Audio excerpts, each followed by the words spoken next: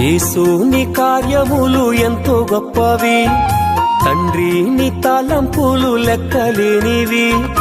కంటికి కనబడవు, హృదయానికి అంతు చిక్కవు.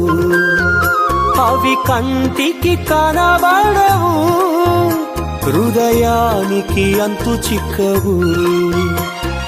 యేసుని కార్యములు ఎంతో గొప్పవి, తండ్రి నీ తలంపులు లెక్కలేనివి.